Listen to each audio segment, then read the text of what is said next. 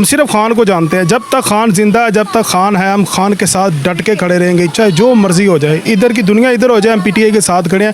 क्यों? क्योंकि उसने रसूलुल्लाह की बात, उसने कश्मीर की अवाम का मुकदमा आलम अक़वाम के सामने रखा कि कश्मीर के क्या हालात जा रहे हैं। उसने फ़लस्तीन के मुसलमानों की बात की। सर उम्मत मुसलमान में ऐसा लीडर है सर, वोट ना नवाज दा ते ना उहदे जवाई दा, वोट सिर्फ पीटीआई दा। क्या वजह है? खान जिंदा। सारे इमरान खान की अक़वाम मुत्तहिदा की जनरल असम्बली का आप खिताब सुने, आपको पता चलेगा। आप तो पाँव धो के पीने को दिल करता है। उसने रसूलुल्लाह की इज़्ज़त की बात की, उसने नामूस रिसालत की बात की, उसने कश्मीर की अवाम का मुकदमा आलम अक़वाम के सामने रखा कि कश्मीर के क्या हालात जा रहे हैं। उसने फ़लस्तीन के मुसलमानों की बात की। सारे उम्मत मुसलमान में ऐसा लीडर है तो दिखाएं। तो अभी भी हुकूमत कहती है खान साहब नाअहल हैं, ख़त्म है। और सर ये जो मर्ज़ी करें, खुदा उनके साथ है, अवाम खान साहब के साथ है। ये कुछ भी कर ले, नाअहल कर दिया क्या होगा?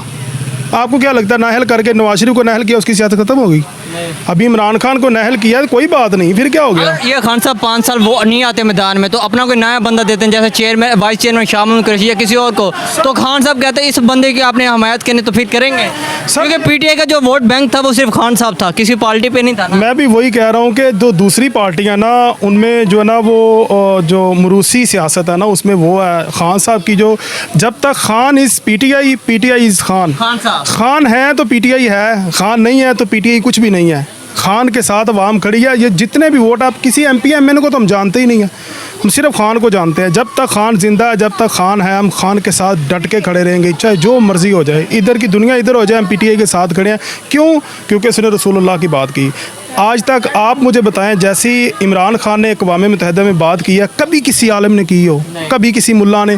फजल रहमान के अभी वो पिछले दिनों वो अपना उसका बेटा इसराइल के वो वज़ीर आज़म से भी मिल के आया था। अभी वो जो कैमरून है, क्या नाम है उसका, फ्रांस का जो सदर है, अभी उसको जफ्फियाँ डाल रहे थे। अब वो किधर है चाबी वाले खिलौने, किधर है? उनको जफ्फियाँ डाल गई, उनका सफ़ीर निकालने के लिए उन्होंने गाड़ियाँ जला दी, मोटरसाइकिलें जला दी, पता नहीं क्या क्या कुछ जला दी। अब किधर है चाबी वाले खिलौने? बताएं मुझे।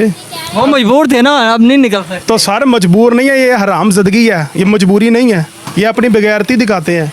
मजबूरी कोई भी नहीं है, हमें नहीं मजबूरियाँ। हम भी देखें अपने छोटे छोटे कारोबार लेके बैठे हुए हैं, हम भी मजबूरियों में बैठे हुए हैं, वरना हम भी बाहर निकल सकते हैं। मजबूरी हर इंसान के साथ होती अभी है। हुकूमत कह रहे हैं हमने खान साहब को नाअहल किया, गिरफ्तार किया। इस दफ़ा पाकिस्तानी की आवाम जो पीटीआई की वर्कर थे वो इस दफ़ा नहीं निकले, इसकी क्या वजह है?